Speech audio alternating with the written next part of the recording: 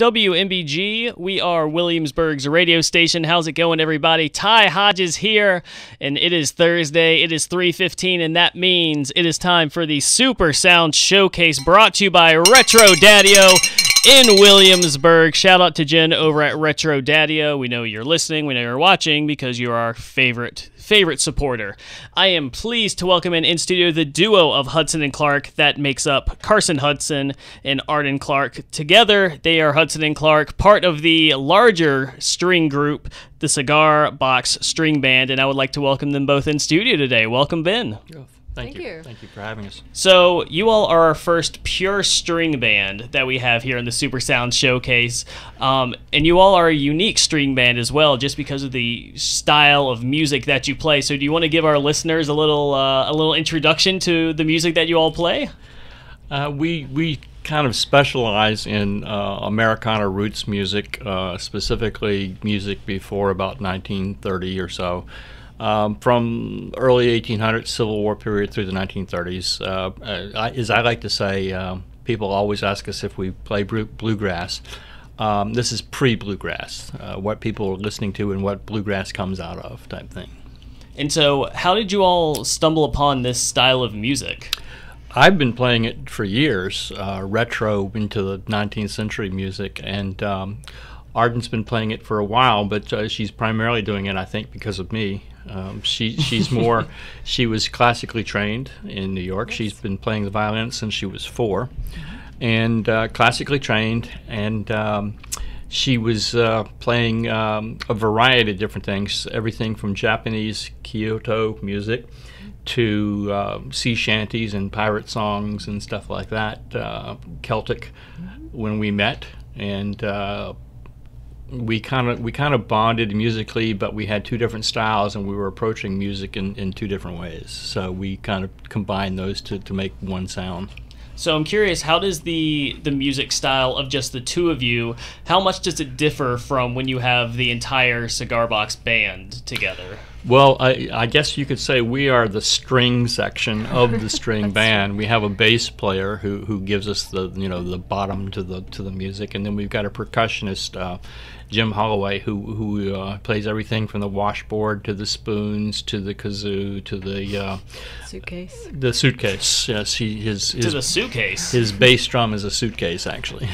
Now that's a fantastic segue, because you all have brought in some fantastic instruments. Arden, you have this wonderful looking violin. We've got a banjo in studio, but Carson, if you wouldn't mind, hold up that cigar box right in front of us there for those of you watching on Facebook Live and soon to be watching on the video that we will post online afterwards.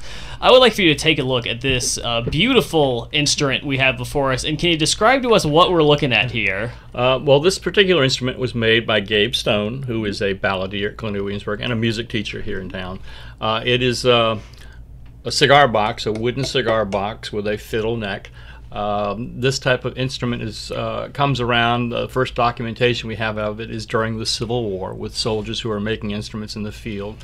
And it becomes very popular in the 1930s during the Depression. It's a cheap form of music, and it's a unique sound and a unique style, actually. So, and other things, guitars, mandolins, banjos, also out of. And today, the current rage is ukuleles. Yes, out of cigar boxes. So, I mean, everything about you all, everything about the style of music, the instruments that you use, it's all incredibly interesting. And so I'm kind of curious, Arden, what is it like to be a part of a group like this that plays a style of music that not many other people are playing? It's fantastic, that's for sure. But it is very difficult to describe, as Carson has already pointed out. Many people ask me what it is that we do, and it's very difficult to give an accurate when we apply for jobs and things like that, they want to know what kind of music do you play, and it's hard to tell them what we're playing. And once people hear us, they just go, "Oh, I recognize that tune." My father sang that tune. I sang that tune in school. And they don't think of it as real music, but it is. It's there. So what sort of venues are booking a band with your style of music? Where do you all perform? We performed in a multitude of places, everything from heritage festivals to here at Colonial Williamsburg, of course, with historic music, we've got a show going on at the present time called the Great American Sing-Along, where we play songs that Americans know the words to, and they sing along with us, kind of like a back porch sing-along. We've done Civil War reenactments, and historical museums. The Mariners Museum, Jamestown, Yorktown have used us for various things. And so, the people are out there who want to hear the music, and it's surprising that people come not really knowing exactly what they're going to hear, but they always walk away happy and smiling, and many of them tapping their toes and even getting up and dancing while we're performing.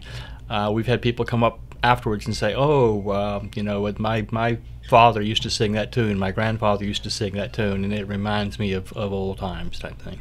That's so interesting. And so I want to pose this question to both of you. You can go in either order, but I'm just curious, do you have a favorite song that you play? And that may be a loaded question.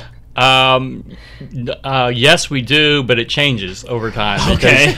We'll play a song that we have just learned, we both like it, but after a while, playing it 1,000 times, and you get another favorite song. Yeah, that's very accurate. And then, so I guess I'm curious. I want to know a little bit more about your backstories. When did you both actually start playing music? What was the first time you picked up an instrument? I really can't remember. It was when I was young.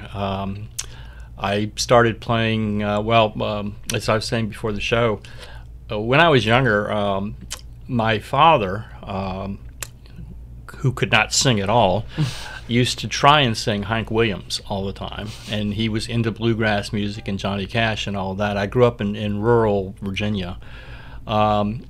My mother was Southern Baptist, and she was singing Southern Baptist hymns all the time. So I was immersed with music around me from the very beginning. But really, my father did not think that music was something important. So the money was at a premium, and musical instruments were like, no, we're not going to buy them. So my first instruments were made out of cigar boxes, as we've held up, cigar box guitars and banjos. And from there, I went on. I finally got a guitar because I wanted to be a rock and roll god, as I tell people. So I got a guitar, and I did the rock and roll thing. Then I went into the service with the draft, and when I came back from the service, I at first I rebelled against the music that I was growing up with, as a teenager would. But when I got back, I wanted to play the music, and I wanted to take it back to its roots. And I've been doing that ever since. I keep trying to take the music further and further back. Where did that song come from? Where did that tune come from? Where did that lyric come from? Arden, on the other hand, she grew up. Oh, you tell them. Okay. Well, I grew up in a musical family. My father plays the piano, and my mother is a singer. So I was exposed to music at a very early age. But that was unfortunately only classical music. So when I met Carson and I started to play other music, I discovered how much fun that could be. And now I'm hooked. Yeah, I saved her from a life of shame and degradation just playing classical music. We expect nothing less from a rock god like yourself. Yes. Well, the rock god thing didn't last very long, and there are no albums of me out there, so I wasn't a success. Ladies and gentlemen, we have the duo of Hudson and Clark here in studio. We are going to take a quick commercial break, and when we come back, we are going to hear some live music here on the Super Sound Showcase, brought to you by Retro Daddio in Williamsburg. Stay tuned. You are not going to want to miss it. WMBG, playing the music you love. We are back. Ty Hodges here in the Super Sound Showcase, brought to you by Retro Daddio in Williamsburg. I am here with Carson Hudson and Arden Clark. Together, they are Hudson and Clark, and they are about to play some original tunes for us. So, I guess first off, tell us what we have. Well, not necessarily original. Or not original, my mistake. But we've got some interesting tunes. A tune that we have just picked up actually came from John Hartford, if you are familiar with him, banjo player and fiddle musical historian. He spoke of that when he was a young boy, he heard a one-armed fiddler by the name of Chess Arthur playing, and what he'd done is he'd lost his arm, but he put a plate on his elbow and put a ball joint on the plate and put the fiddle bow into the ball joint and was playing what was called the Woodchopper's Breakdown. Huh, interesting. So we'll play that tune. All right. Okay. Oh, is that not what you were ready for? That was not quite, but I'll do that. All right. Go right ahead. Okay.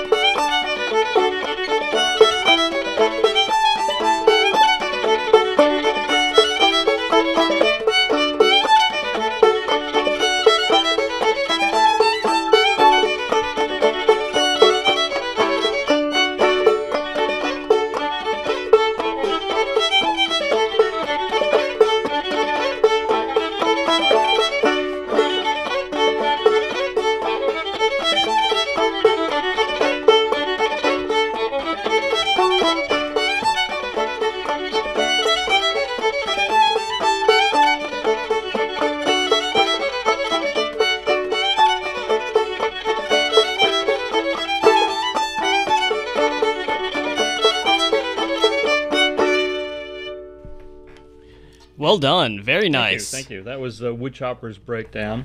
You were asking about favorite songs. Again, our favorite songs change, but we do have songs that are pretty standard for some of our sets. One of them is a song that many people know. It goes back to the 18th century, and it's called Soldier's Joy. It's a standard fiddle tune for people who are learning to fiddle today, or old-time tune.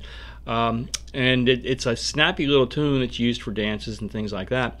But the tune itself has a rather sordid history, because the song is actually about amputations in a field hospital during the Civil War. Oh, wow.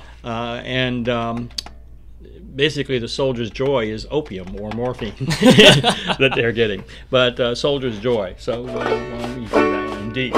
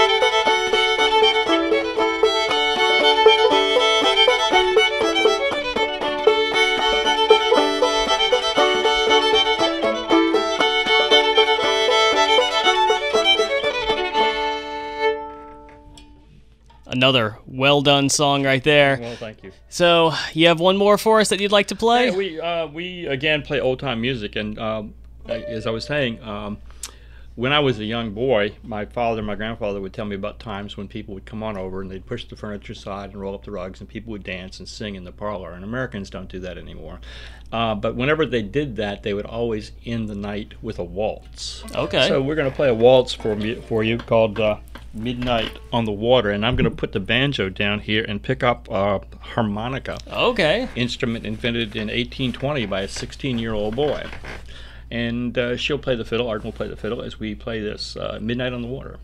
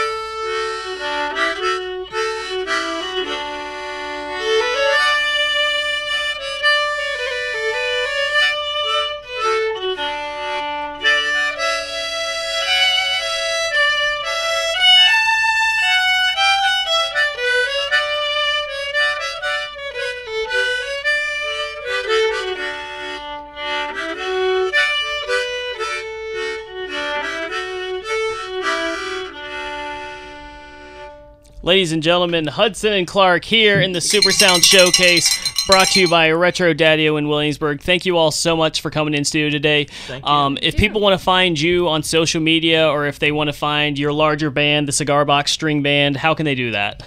They can find the Cigar Box String Band on Facebook, just Cigar Box String Band. And also we have a website, cigarboxstringband.com, all one word. Within the website, we have a special page about Hudson and Clark, which are part of the band, but you got to look at the band's website to find us. Excellent. Well, Carson, Arden, thank you so much for coming in studio today. Thank you, Ty. And ladies and gentlemen, Thank you for listening to the Super Sound Showcase, brought to you by Retro Daddio in Williamsburg. We will have more great music next week here in this wonderful segment. Again, shout out to Retro Daddio for making all of this possible. Hi, Jen. Hi, Jen. Yes, everyone say hi, Jen. Hi, Jen. And until next week, we will continue along with some of America's best music.